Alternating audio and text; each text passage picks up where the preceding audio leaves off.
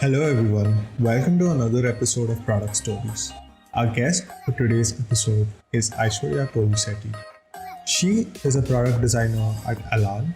She previously worked in Booking.com and Zomato. She's also a brilliant illustrator. I'm your host, Kaushik Murli, and you're listening to Product Stories. Hey Aishwarya, super glad to have you here. I've been following your work for so long. I've been following your illustrations specifically for so long. I'm so glad to have you on an episode of Product Stories. Um, Thank you so much for being here. Why don't you go ahead and introduce yourself to the audience? Yeah, so hey, thanks for having me on the podcast. It's really nice to talk to you. I know we met over Instagram, but thanks for following my illustrations and my journey. My name is Aiswarya, or Ice, what people usually call me. I'm from India, from Chennai originally, but at the moment I live in Amsterdam, in the Netherlands, which is where I'm recording from. I'm a product designer in terms of profession, and I'm also doing my own illustrations and other projects on the side. At the moment, I actually just switched jobs. I left Booking.com where I was a designer, and I've joined a new company which is a healthcare and medical insurance startup from France called Alan, ALAN. So it's brand new. It's only my second week there. But yeah, we can talk about anything that you'd like, and I'll try my best. Congratulations on your new job. I didn't actually know this when I contacted you. I still thought you were at Booking.com. Yeah, I haven't changed it on my public profiles or anything yet. So don't worry about that. I am still new to that company, so there's not much I can shed light on. But we can talk about booking and Zomato and all my previous experience. Definitely, definitely. But even before booking, even before Zomato, I think one thing which I probably really want to talk to you about is that you come from an engineering background, and so do I. And something which I really want to understand is like, how did you transition from being an electrical and computer science engineer to uh, a product designer, to a UX designer? And I also know that you interned in Tesla, and this was like back in the day when design wasn't so prominent, Right. or it did not get this same kind of importance that it gets today. So I would really love to know your journey. Yeah, that's nice research from your side. So I guess this goes back to almost 10 years now because I'm 29. So back in 2009, I finished school. So I was studying in Chennai, but in an American school, since I've grown up in the US and India. And at that time, when I wanted to go to college, the Indian parents, being wherever they are on the planet, encouraged me to go and do engineering just because it keeps all my options open, not knowing what I really want to do. So I was like, yeah, okay, that sounds fair, and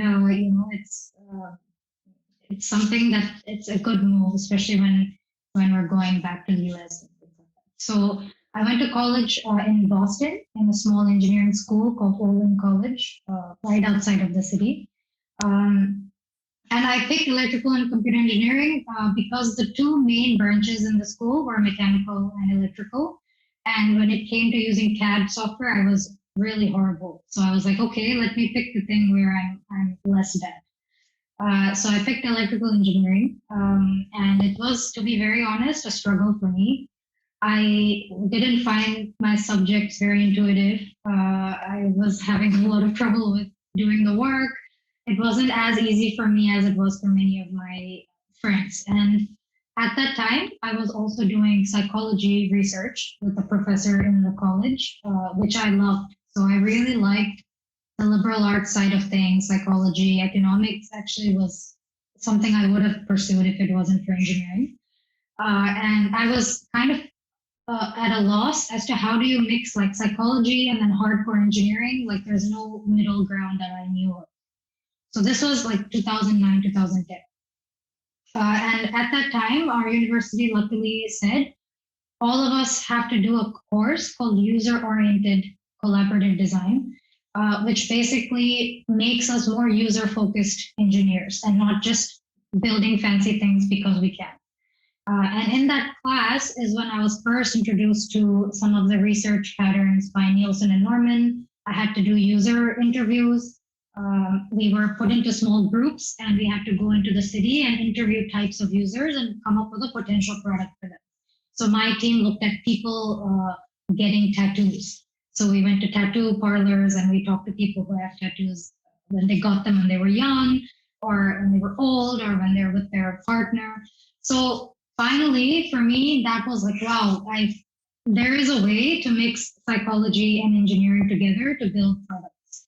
And it was still very early, so a lot of the syllabus was more research and university focused and more about like research practices, not as much of the hundreds of Medium articles we have today to learn about design.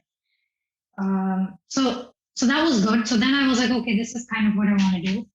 But then there was the other part, which was like, I have this electrical engineering degree. What kind of evidence do I have to show that I like design and more of the software design side of things? If all my internships and work is going to be about engineering. So I think this was around my third and fourth year is when I had that internship at Tesla. I was an engineering intern at that time. I was a systems testing intern. And this was just before the Model S vehicle was launched for the first time. So I was actually in the testing team, testing different systems in the vehicle, making sure they work, and writing automated tests for testing the car faster. So me and another intern worked on this. But at that time, the design team at Tesla, which designed the actual touchscreen, was like 5 people with like 10 or 15 years of experience. And basically, in my free time, I would go and annoy them and ask them all my questions about design. So, yeah, I think I would have loved to join their design team, which designs UI and UX features for the car. But you know, I don't think I had all the experience I needed yet. And so I went back to college and I did my final year where I found an internship with a company that needed design to be done for their front end. So to me, this was a way of getting some kind of work into a portfolio to get a design or UX job when I graduated. And after graduating, I could have gone back to Tesla as an engineer, or I could have gone to Ford in Detroit as a UX designer in their research team. And because I know that that could fundamentally pave the future of the rest of my career, I chose to go to Ford and do more of the UX work. So yeah, that's kind of long summary.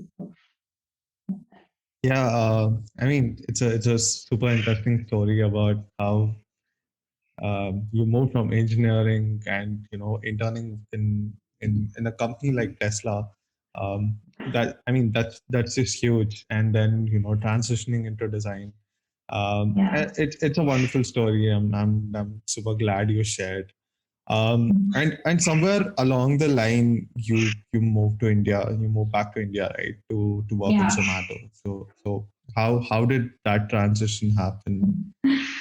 That was actually not in my hands. I was in the US. I was on my student visa still, and I was working at Ford and prototyping and wireframing and doing all the design things that I was learning with my team. And at that time, I didn't get the H-1B visa, which you require to stay in the US and continue working. So there's a deadline, and within that deadline, you have to leave the country, basically, or you face consequences. So I sold my car, I gave up my house, said bye to everyone, and with the 1 or 2 months I had, I was like, I'm still here in the US. If there is a good time to try to find a design job in India, it's to do it now while I'm still here. So so that I have something to look forward to when I go back home. And yeah, at that time I just applied to a few different companies in India. I think it was like maybe Flipkart, Ola, Zomato. There was not many. This was 2015 still, and also Yeah. not many design jobs either. So yeah, the head of design at Zomato at that time um, wanted someone with more of like a user research and UX background, and so yeah, I decided to join. And I was there for 3 years till 2000 end of 2018. Yeah. And somewhere along the lines, you also moved to Europe, right? To Booking.com in Yeah, Amsterdam. So yeah. that's quite an interesting story because I think today a lot of Indians, Indian designers would definitely want to move to another country or move to different parts of the world and Mm. design. So that's something I'm personally super curious to know. I'm sure a lot of audience are too. Okay. So yeah, in 2018, I had been a designer at Zomato for about 3 years. It was great. At this point, I was one of the people with more experience in the team. So I was getting to do more of the hiring, develop what the team was about, figure out do we work in a studio model, do we get embedded into teams. So I got to get a lot more of that leadership opportunity, and I was really enjoying it. But kind of at that time, my partner, who was my boyfriend at that time, we were both kind of thinking about what would it be like if we were to go abroad and try to be in the startup or in the corporate ecosystem and figure out how do bigger companies work when there is design or engineering. And he does mobile development. So I would say it took a while. It took almost a year from the time of deciding that, okay, let's apply abroad, specifically to Europe, because the US work visa is pretty difficult. Till actually one of us got an offer. So I would say to people who are interested, like give yourself that time. It will take a process, and it also took me many, many different interviews. I think I interviewed at like 15, maybe more companies. And it takes also a really strong portfolio of what you've done. And I guess what I've learned is that one, in India, designers and product teams really know how to scale a product, because even if you get 1% of the market, that's like millions of people. So I would say really emphasize your work about production, about how you got it out there, how you scaled it to people. The second thing I would say is with the Indian market, especially with the kinds of payments we have, the kinds of user behaviors we have, how we have cash on delivery. We have so many unique cases that we cater to in the country that other places are now catching up to, I would say, even in like Europe. So the second thing is I would say is really strongly tie the user research and user needs to how you design certain things in the product. I think they really care about seeing that story. And the third thing I would say is you need to have some amount of visual polish to your portfolio. You need to be able to showcase your content in a succinct way. Your English should be strong. The assets you're showing should look like they have been in production and they're high fidelity. So I think these are very important aspects to the portfolio. And as I was doing different interviews, I would keep updating the portfolio with the feedback I was getting. And yeah, and the last thing I would say is don't worry about the visa stuff that much, because in Europe, if the company is willing to sponsor you, and that's the question you should ask at the very beginning of the process is, can you sponsor me? I am living in India and I want to move. So get that out of the way. If it doesn't work for them, don't waste your time, don't waste their time. But once that's possible, I think from then on, the logistical part, you don't have to worry about. Just do your best in the interviews and be yourself. Yeah, and I think, I got the offer at Booking. I think the benefit of joining a big company first in Europe is they've figured out the relocation process completely. So they know how to get you from wherever you are in the world to Europe, get you set up quick. So that was great from the booking standpoint.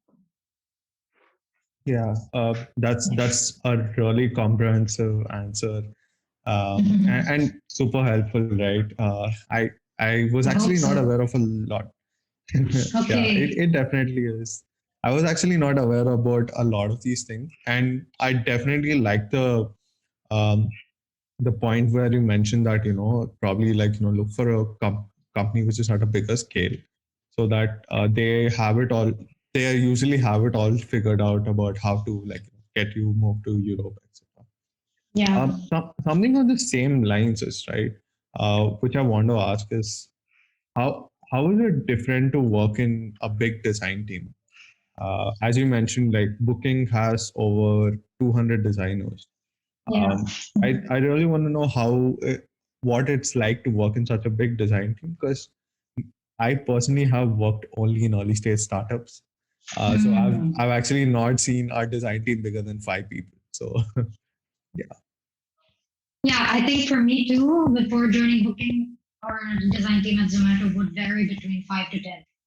So, our sketch files would have a certain amount of organization, but a lot of it would be word of mouth and just talking to each other. When I went to Booking, it was definitely overwhelming at the beginning to know that, oh wow, there's so many designers. How will I be able to keep up? But that's something I think over time you kind of get used to people, and you also figure out that all types of people have something to teach you, and you have something to teach them. So I would say the one thing that's very advanced is how the booking or the design system was very mature. So we would have a design system that it has copy guidelines, UI guidelines, UX guidelines. It would also have a prototyping version where you can basically try out the components in real time. There is a formal process to request a change to a component in the design system, and there is a full-fledged design language team that can take your questions. So if you say, hey, I have this component I'm trying to build, should I use a secondary button here or can I use a tertiary button and remove the padding? And someone will be there to help you answer that. So I think in terms of resource and support, I think having such a big design community at Booking was super helpful to get this support. But then also, that design system is translated into 200 languages and internationalized over the entire world. So even with copy, translations, left to right to left languages, everything is tested. Accessibility becomes a huge thing. So every component has an accessibility score, and they make sure that that's happening. And I would say whenever there was changes to the design system, the design systems team would take 6 months to help all of us one by one understand what the changes are and help us implement it and audit our design files to make sure we're learning and doing the new things in the way that they anticipated. And they also use that time to collect a lot of feedback. So, yeah, it's a massive effort, but they are really good at what they do, and it allows the rest of us to quickly use the design system and build out things for the products that we are working on. That's actually super interesting. I mean, one thing which I definitely want to know is that how would your work look like as someone working in a team so huge, right? What kind of work would you do? I'm Yeah, sure you can't go into the specifics, but yeah, probably something on the surface, like the kind of work you would do as an individual contributor in the team. yeah. So actually, that I think opens up two different aspects to this. The first is how we are organized into products. So there are some central teams like the design systems team, but most of the other designers, we are part of different departments. So there is a core department at Booking which focuses on the hotels business. And then there is other opportunities like we have launched flights, We have launched attractions. And I was also on a few of these new product teams. So each of these teams would have maybe 3 or 4 designers, and we work together in kind of a unit. And we do design reviews with each other. We are building features for the product that we're on. So, for example, I was on a team called Trips, which is after you make a booking on your phone, helping you manage that booking from the time of booking till the time you reach the hotel. So helping you change dates, cancel the reservation, get information just before the day of check-in. And so my team, my Trips team, had 2 or 3 designers, 1 copywriter, and 1 researcher. So we would all work together, take the product requirements from the product managers and leadership, figure out, okay, here's the things we want to spend time on research. So she runs for diary studies and surveys and things like that. Here are features where we know what we want to build, but we want to A/B test it because Booking is big on A/B testing. This is what we'll A/B test with 500,000 users to see which thing actually performs better. So do people want to be able to call the property, or do they want to be able to message the property, for example? And which of those performs better and reduces customer service? And then the third group was more of bigger features. So one thing that I think we launched was as a user is arriving a few days before their booking, what is all the information we can give them to prepare them for arrival? So COVID rules, properties, phone number, address, types of things like that, which will use the research and build a bigger set of features. So I would mostly work with the 2 or 3 or 4 other people in our UX team, copywriter for copy, researcher for all these needs, and our product managers generally run the A/B tests. So that's how that works. But with so many designers, the other part of it is the kind of growth path that we get at these big companies. So at Booking, I was a product designer. And I could become a senior, I can become a lead, and then I can become like director of design. So that's like the growth path to become get more seniority, your responsibilities and your benefits also increase. So a lot of this is also very well defined in these bigger organizations. Yeah. Interesting. So I'm sure the transition from working at Zomato and working in India to working in Booking was definitely massive. I can already visualize it. But something which I probably want to ask you about is what is the kind of design culture change which you have seen in India over the time?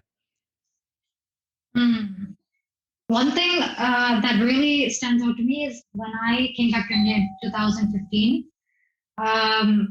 it was a time where I was bringing more of that research side of things. I was saying, hey, if we want to understand what restaurants need from Zomato, we need to go talk to these restaurant owners. We need to go meet them in person. We need to do card sorting and user interviews and then synthesize what they really need from Zomato. And that was a culture that I didn't see many companies in India really understanding yet. It was more like, let's get our MVP product out there. Let's get people using it. And at that time, even in the delivery space, like food delivery space, people were not using their phone to really order food, or like everything was word of mouth. Even my parents, my grandparents, like people were not using their phone. Data plans were expensive. So you were still at a very nascent stage of adoption by users and how it naturally fits into their day. And I think as these years went by, design, I think in India changed because the needs of users and the usage of these products by users grew a lot.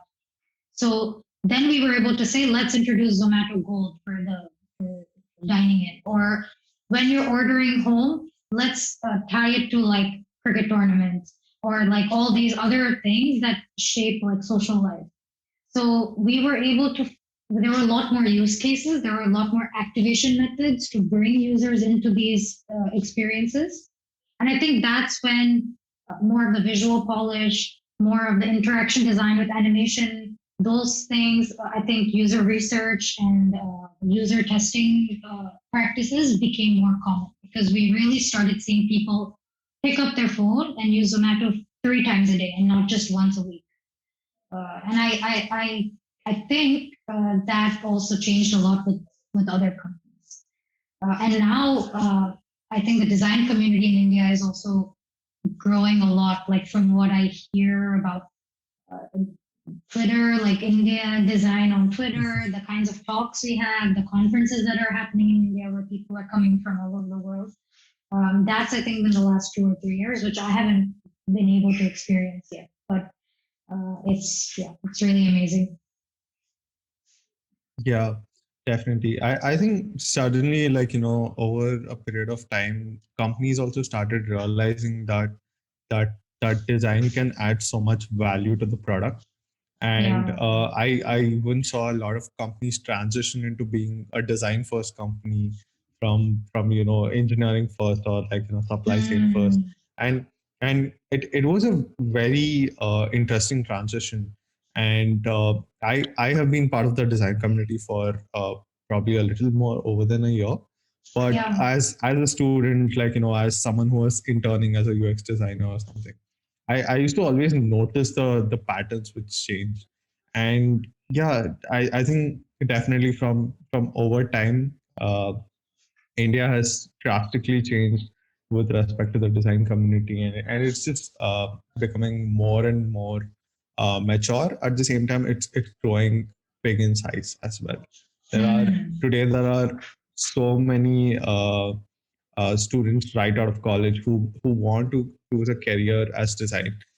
It's no yeah. longer like I am either going to be an engineer or I'm going to probably go try something else, right? It Yeah. Right. A lot of people are choosing design as an option, and I frankly speaking, I'm an example of that, right? I Yeah. was I was a student right out of engineering college. Even though I was interested in design from the very beginning, I wasn't sure if it was a career path because I simply did not Yeah. know the vast field of design. And I think that's changing more and more, and the awareness is becoming um, increasing day by day. So yeah, definitely. I Um, also find it interesting because I think the field changes so much in terms of tools and methods you can use, and a lot of it is self-learning. And so I feel like a lot of the formal education doesn't really work with like UX design, UI product, because there's every day there's a new tool that can help you do it faster or do it better. And and so I think a lot of us, like you and also me, even though for me it's been a while, we've come into design informally because we learn a lot of it ourselves. yeah, I think one more thing which really like acted as a catalyst or like really accelerated this process is Yeah. the fact that today you can access a design tool just from your browser. Whereas like Right. probably like 8-10 years back, we had to like install a software. Then the whole installing process was a huge thing in itself. Yeah. Then I had to learn the software, and then I had to like make my Yeah. first design or whatever. Yeah, and there weren't like 5 minute Figma tricks, YouTube videos, and a lot of the software was expensive. So I remember I used to use Balsamic, which is like a very rudimentary wireframing tool at that time, because there was no in between Adobe, like Adobe Illustrator or whatever I had to use. Sketch didn't really exist, so it was very different. Yeah. Yeah. Something I think I would want to talk about is your illustrations, right? I've been to be frank, I did not know you were a product designer for the longest time, because I followed only your illustration work, right? So Something which I want to talk to you about is like how being an illustrator and illustrating has influenced the work you do in product design or UX design. Yeah, so I can maybe start by telling you why I started illustrating in the first place. This was around 2018. It was for me an outlet where I was feeling stuck, I was feeling frustrated, and I had to try to do something creative, which was not related to work. And for me, drawing something sort of like comics at the very beginning was how I started. So I've actually hidden a lot of those drawings from my Instagram now because I don't like them. But they would be like funny things, like, yeah, I don't know, but more stick figure types of drawings. So that's how I started, and it was kind of a joke, but also a way for me to just like let loose and not worry about how things would look. And it was also spurred by the fact that a lot of my visual design with my work was not looking very sophisticated. Like I would keep getting feedback from leadership and stuff saying that this doesn't look cool, or like you don't have shadows, or it doesn't look, like sophisticated, like modern kind of UI. You have very basic like line type of UI. Like you should work on your visual skills. And this is like feedback I would get a lot. So what I was doing was more for my emotional well-being, but over time I kind of stopped with the comic kind of characters and moved more to um, characters which have like interesting postures, or they're doing something, or they're in a setting like sitting in a cafe or watering plants, things like that. And at that time the visual part of my work improved in my occupation as well, because with these drawings I had to pick colors that work well together. I had to look at contrast. I had to see that colors don't clash with each other. I was looking at so many different artists' Instagrams to get inspiration. So I would take like a little bit of like how she drew a plant from this artist and how this artist drew the facial expression. So immediately with illustration, I was starting to pay very close attention to visual details. And slowly, these things also transferred to my UI and UX design. So I was able to get better at choosing colors. I was not afraid to start adding illustrations and photography to my UI learned how to clean up photographs and remove backgrounds and use them. So I think the illustration part today, I still struggle with color choice. Like I finish a piece and then I'll change like 10 colors because it still doesn't feel right to me. But it means that I'm growing, and I'm getting better at finding things that give you a certain kind of feeling, like a calm feeling or excited feeling, things like that. Yeah, I think illustrating is a great way to just let your creativity out, and uh, Yeah. the whole process of creating something all by yourself. I think Yeah. the whole process of illustration is very fulfilling in general. I Do actually had like you? a Yeah. yeah, I illustrate too. So I actually had Mm, the approach in the opposite direction, right? I actually okay. started with illustrations. I was a photographer first, then I moved into Ah, illustrations, and then the whole transition of product design happened. So when I actually started product design, for me the toughest part was not making great visuals, but rather getting the UX aspects right. okay. And Interesting. I'm sure like a lot of people face this issue because a lot of people are trying to transition from a visual design background or a graphic design background Mm, because uh, like in the traditional sense, the way a lot of people associate design is like making something pretty or creating yeah. posters. That's what design is usually encountered. associated with, right? Design is not associated with all the things which go on in the background. It's which is not visible to the direct eye. Right. So yeah, coming to the part where, like, how design is not, the actual design is not visible to the direct eye. I would love to talk about any of your projects. Probably like probably like the toughest project which you had to work on, Mm. and how you went about executing it. I'm super curious to know. Yeah. So this was actually the latest work I did at Booking before. Yeah. And up to this point, just for context, was on very early stage startup kind of teams at Booking. So we would have one product manager, a few engineers, and one designer designing and building anything possible to get it live in front of Booking users and see if this opportunity has a product market fit.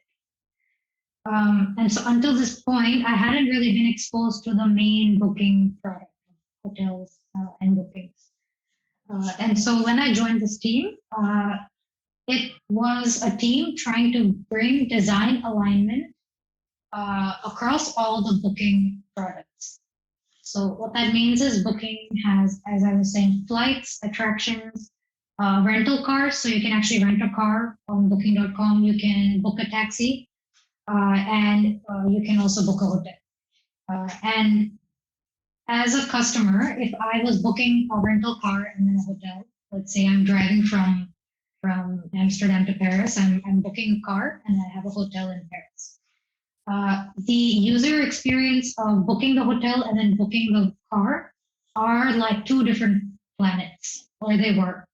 So one of them had this rental cars theme and UI and different buttons in different places, and the hotel booking had something else. So when it came to modifying or managing your booking, it was very difficult for people to figure out how do I change dates in this one and then also change dates in this one, and everything is figured out because it's COVID. I cannot go right now. I need to change my dates. So the job I got was to align designs across all these different themes, which was really hard.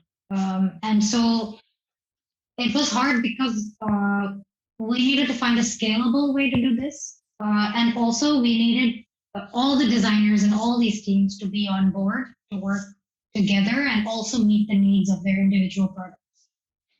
So what was finally decided, and I came in a little bit later after this started, was that we would build components meant specifically for this post-booking space. So basically, anytime you have to manage your booking, we would use a certain kind of pattern for modifying X or Y or Z. Or if you want to cancel a booking, we created patterns or product patterns or templates so that every product can use that template to build out their flows. And as you have more and more of these components or modules, different designers from all these teams reuse the modules, and ultimately, over a year or over 2 years, you'll have a similar kind of look and feel for all these different products. So my job was to design these components, talk to all the designers and all these teams, get their requirements, and design components that were scalable. So one team would have a small box that talks about this is your flight, this is the flight name, this is the flight number. But for rental cars, they had a much bigger block. So it was like rental car, company name, driver's license you need, this is the license plate, like 10 things. So I had to create modular components that used the design system and also met the needs of all these designers. So I think my biggest challenge in this project was being confident with what I was designing, being able to convince all these other designers that this is the best way for all of you to work together to meet the needs of all of your products. And also to know what is the fine line between letting a team do whatever they want or saying that you guys should do this and this is a unique component just for you, and letting products have their uniqueness, which is very important, versus saying that, hey, everyone needs to use this pattern because it's the best. Um, so I think there I grew a lot in terms of my non-design skills. So communicating, making decisions, getting all this feedback, and then saying, no, this is what I finally think we should do, and I hope you guys respect it. And then, yeah, at the time I was leaving, we were also starting to A/B test these components. So different teams would A/B test different variations and get results. And it was interesting to start analyzing how these individual components should change now with the A/B testing that we were doing. So yeah, I would say that was probably a project which helped made me the most uncomfortable. Yeah, I mean, the problem statement itself sounds so challenging and at the same time so interesting, right? So Yeah. I can totally imagine the difficulty and the challenge just involved in executing that. Yeah. Anyways, we have actually reached the end of the episode. I usually end my podcast episodes with a rapid fire question. I Okay. actually ask 5 rapid fire questions. Uh, Okay. so I hope you're ready. Sure. I hope so too. Great. So my first question: um, India or Europe? Uh, Depends on the season. I don't have an answer. I actually, I now have a remote job, so and the both of us, me and my husband both. So the plan is to not have to make a choice. We can spend some time in both countries. Great. Your favorite illustrator? Uh, One of my favorite ones, her name is Zoe C. She is on Instagram. She now doodles for the New Yorker and big fancy magazines. But I really love her very sketchy style, which also looks very polished. It doesn't look like it's just been scribbled. So I don't know. She has she has a way of making something look informal, but also sophisticated. So I really like Question three: generalist or a specialist? Oh, I would say specialist is still more valued than a generalist. So I prefer to be really good at something and be okay at other things. Okay. Question four. This is related to Zomato and booking. Food or travel? Food or travel? Uh, Probably still travel. I'm only starting to enjoy cooking, so food isn't as big of a thing for me as travel. The last question. One piece of advice you would give your younger self. Um, I would say, in order to grow, I think it's important to get to the basics and the foundation of something. So let's say I want to learn about illustration. Um, I end up always being the person that starts looking at different examples on a surface level and then just like trying to do something from that. Or looking at a few articles and then trying to get started. But I would want to challenge myself to go to the basics. So learn the basics of color theory a little bit more than I did, or look at what are the foundational pieces of user research that created Apple's human interface guidelines or Google's material design. To really understand what is the core reason or idea that created so many different pieces that we use today. We just like copy paste, but there's a lot that went into it. So to really become strong and with my fundamentals, I think it's important to start at the fundamentals, and I don't always have the patience. So that's probably what I would say. Yeah, I can actually relate a lot to this because I realized only later that there is actually a design process for illustrations as well, something similar to a design process, right? There's a whole Yeah. process which you take while creating an illustration, and something which I was never aware about, right? Although I was able to like put things together, make a great illustration and everything. Yeah. I did not follow that particular process as such, which Yeah. was like a huge discovery for me because until then I never thought about it from that perspective, right? Right. This process would actually take a person through all the basic aspects which is there to an illustration, color, the strokes, something as minute as Mm. strokes, the the corner radius, everything. So Yeah. yeah, Yeah, I and I can think it's definitely relate to it. yeah, and I think there's pros and cons to both. Like the fact that you can just get an iPad and a pencil and just start drawing and erasing as much as you want.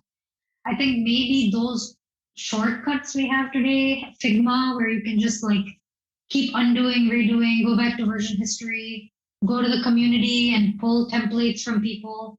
I mean, I think those shortcuts are great for just getting things out there. But I think if you really want to develop something that gives delight, I think, yeah, like you're saying, these fundamental why you're doing something is like really important to understand. Yeah, definitely. Great. So we have actually reached the end of the episode. I'm so glad you accepted to be on the podcast. Of I course. had a wonderful time talking to you, and it was super insightful. And I'm sure the audience would feel the same, would share the similar feeling. So thank you so much for being on the podcast. Hope you had a good time.